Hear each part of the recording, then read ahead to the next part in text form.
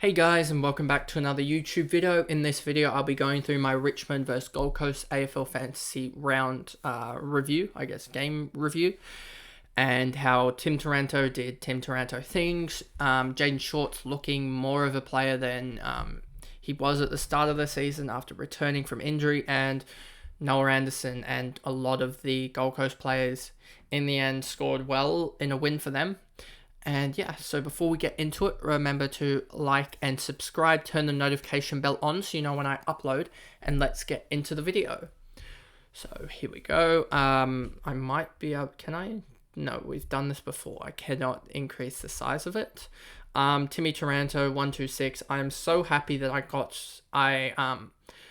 I decided to go with Tim Taranto starting up because he hasn't dropped lower than 108. I didn't expect this from him, but I'm happy that I picked him in the end as he's been absolutely huge and he's turned into the out-and-out F1 for anyone that has him. I mean, he's so owned, so I mean, that can change.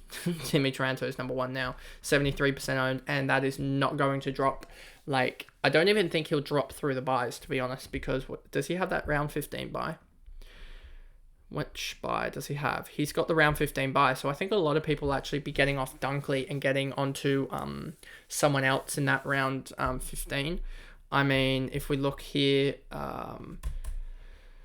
forwards, average, obviously Kemper's going to drop. You've got Cornelio. You could potentially go Cameron. I mean, he's had a stinker of the last three games going 97, 83, 82. But if you think he's got does he have a good run out of the buys?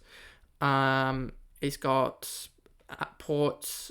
Then Melbourne will be a tough game for him. But then you've got Sydney and North. So that could be interesting for him. Any other, potentially if Petrarca moves forward, or I could move Rosie back down there and get a midfielder for his price, Dunkley's price, and that could pretty much be anyone. So that'll be something that I up around the buys. So yes, and then like I was saying, Short had a huge last quarter of just 56. He had 2, 3, 4, 5, 7, 8, 9, 10, 11, 12, 13, 14 touches in the last quarter is pretty ridiculous. I only think Clayton Oliver could do probably more than that, to be honest. And then you've got, I'll move it up there. Then you've got Pickett's game. Don't think that's going to translate week in, week out. McIntosh neither. And then you've got Samson Ryan here. Huge last quarter of 39 to basically save his score.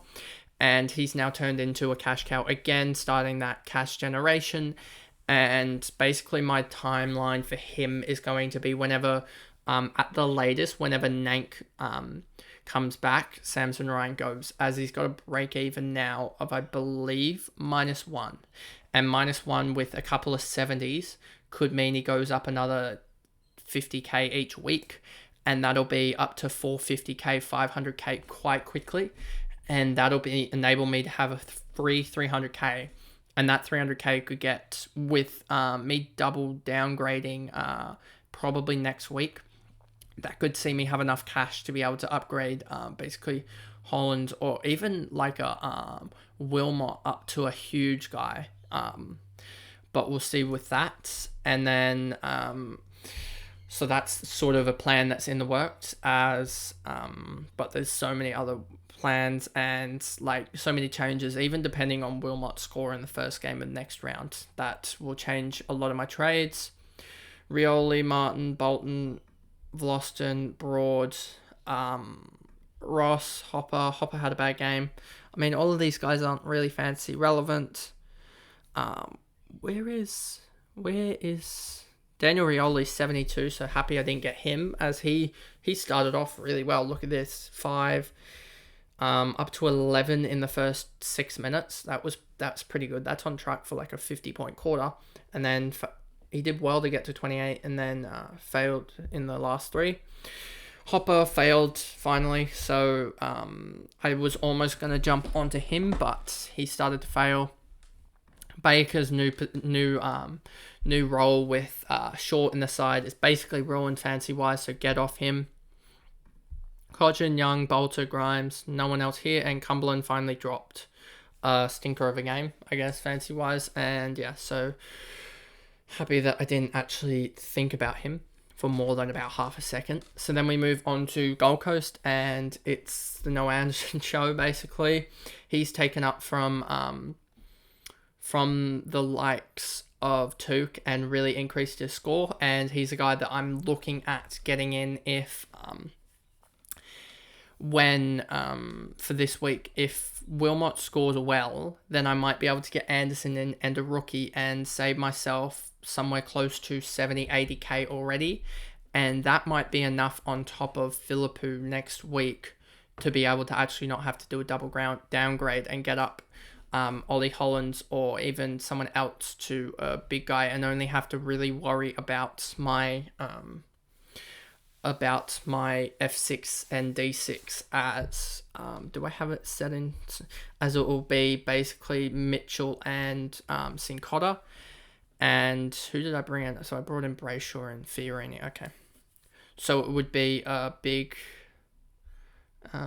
there would be another rookie somewhere here, which is what I'm trying to say if that was the case. But if I didn't bring in Anderson and brought in these options, then I wouldn't have enough, I don't think, through Philippou to get Ollie Hollands without a good game from him up to someone huge.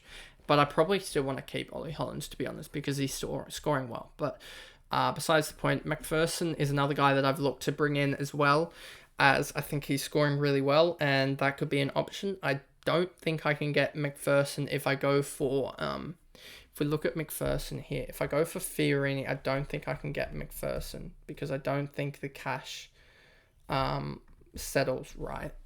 747 and 559, that's just over 1,300, and I only have like 1,238 to spend, so I'm a little bit short on that. And you got Fiorini. I don't like his role, to be honest, so he's just a guy that I'm sort of going with the crowd at the moment, and I'm seeing how much he rises in ownership. But if he's still a pod, I'm not going to go for him because I just don't like that role with the CBAs, especially given that unless he's named on field. So there's as in he's named in the midfield, as Davies had, I think, 29% CBAs, and also Weller had 24% CBAs. That's why his scoring was down.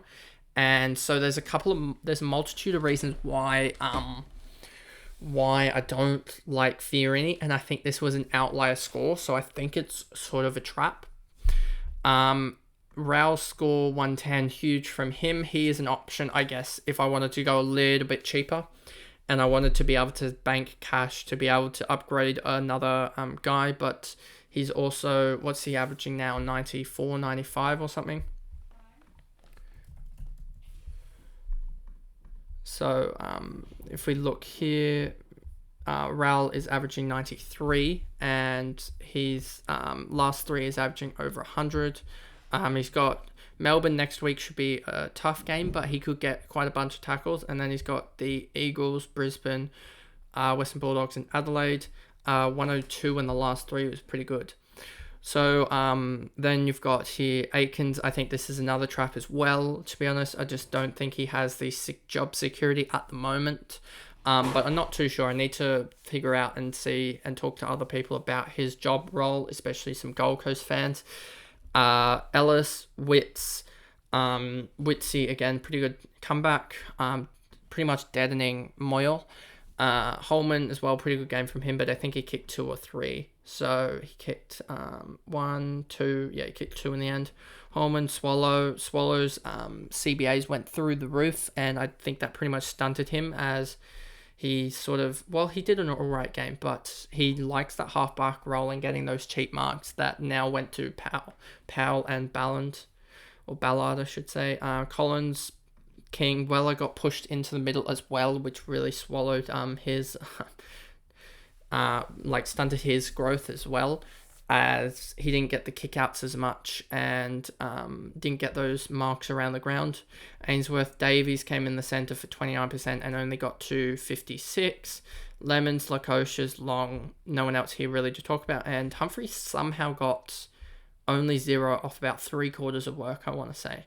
So I don't know how he did that, and basically burnt any guy that got him in. But he's one for the future. He'll be good in the end. He has the type of game that sort of reminds me of Papley, but we'll see with what he does. So that's basically it. And yeah, so if I go back over here, that's my review of Richmond versus Gold Coast AFL Fantasy, and I'll see you guys in another video. Thanks guys, goodbye.